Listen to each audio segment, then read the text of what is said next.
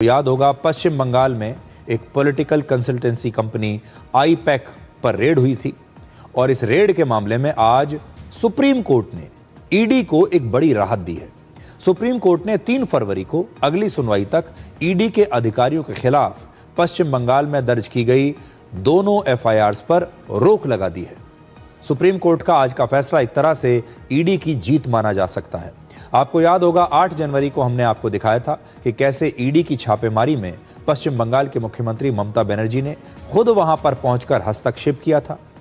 जब ये रेड चल रही थी वो खुद वहां पर पहुंच गई और उसके बाद वहां से वो अपने साथ ज़रूरी फाइल्स और डिजिटल डिवाइसेस, डिस्क और जो सबूत थे उन्हें अपने हाथ में लेकर चली गई और कोई उन्हें रोक नहीं पाया। इसके बाद इस मामले में ममता बनर्जी ने ईडी के अधिकारियों के खिलाफ अपने राज्य में एफआईआर दर्ज करा दी। मतलब पश्चिम बंगाल की पुलिस और ईडी ये आमने सामने आ गए। इसके बाद ईडी ने पहले कलकत्ता हाई कोर्ट में और फिर सुप्रीम कोर्ट में याचिका दायर की और आज सुप्रीम कोर्ट में ईडी की इसी याचिका पर सुनवाई हुई। सुप्रीम कोर्ट ने आज कुछ महत्वपूर्ण निर्देश दिए हैं जो आज पूरे देश को सुनने चाहिए। पहला, पश्चिम बंगाल सरकार को ईडी के काम में दखल न देने का आदेश दिया है सुप्रीम कोर्ट ने, बहुत बड़ी बात है।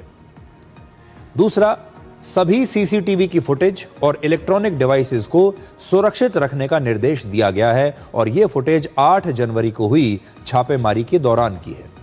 तो उन्होंने कहा है कि जो भी सीसीटीवी फुटेज है, इलेक्ट्रॉनिक डिवाइस हैं और जो सबूत हैं इन्हें सुरक्षित रखा जाए। तीसरा, पश्चिम बंगाल सरकार को नोटिस जारी किया और 2 हफ्तों में उनसे जवाब मांगा। सुनवाई के दौरान कोर्ट ने माना कि ईडी के काम में मुख्यमंत्री ममता बनर्जी और पुलिस अधिकारियों का हस्तक्षेप करना एक बहुत गंभीर मामला है और अब इसकी जांच होना बहुत आवश्यक है। उनका कहना था कि 9 जनवरी को कलकत्ता हाईकोर्ट में सुनवाई के दौरान जो हंगामा हुआ ये भी बहुत चिंताजनक बात है और अगर इसे गंभीरता से नहीं लिया गया तो भविष्य में दूसरे राज्यों के हाई कोर्ट्स में भी ऐसी घटनाएं हो सकती हैं। ईडी ने सुप्रीम कोर्ट में एक नई याचिका दायर करके पश्चिम बंगाल के डीजीपी राजीव कुमार और अन्य वरिष्ठ पुलिस अधिकारियों को निलंबित करने की भी मांग की है। हमारे देश का एक संवैधानिक ढांचा है जिसमें केंद्र और राज्य सरकारें दोनों मिलकर काम करती हैं और कई बार अलग अलग पार्टियों की सरकारें हो सकती हैं। इसी तरह केंद्र और राज्यों की अलग अलग एजेंसियां भी हैं। अब अगर ये एजेंसियां एक दूसरे के खिलाफ ही केस दर्ज करने लगेंगी तो देश में अराजकता फैल सकती है और पश्चिम बंगाल में भी यही हुआ जब स्थानीय पुलिस ने ईडी के कामकाज में दखल दिया। आज सुप्रीम कोर्ट ने भी इस पर जोर दिया कि अलग अलग एजेंसियों को स्वतंत्र रूप से काम करने के लिए बनाया गया है।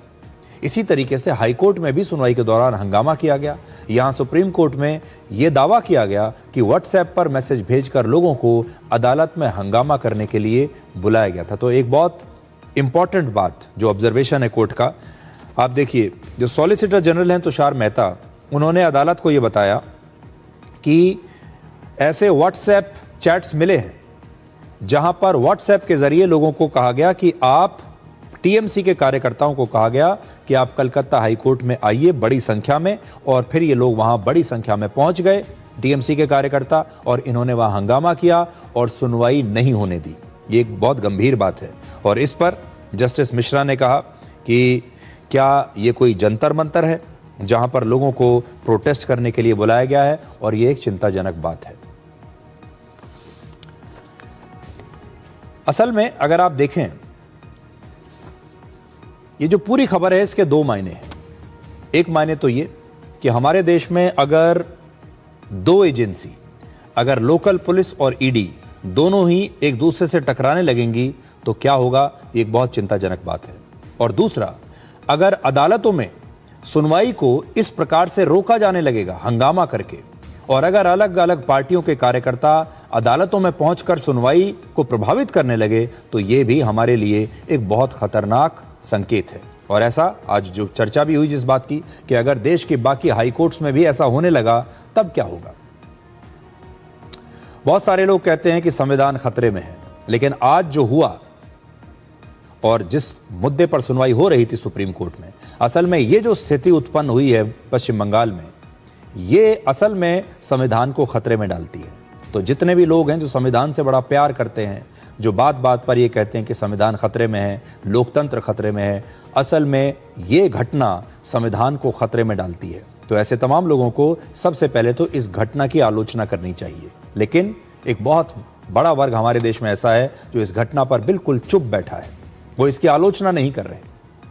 और कई लोग ऐसे हैं, खासतौर पर विपक्ष के लोग, वो इसमें ईडी की ही गलतियां निकाल रहे थे। लेकिन आज सुप्रीम कोर्ट ने जो अपना आदेश दिया है, उससे ये पता चल गया कि इसमें ईडी कहां खड़ा है और पश्चिम बंगाल की पुलिस कहां खड़ी है।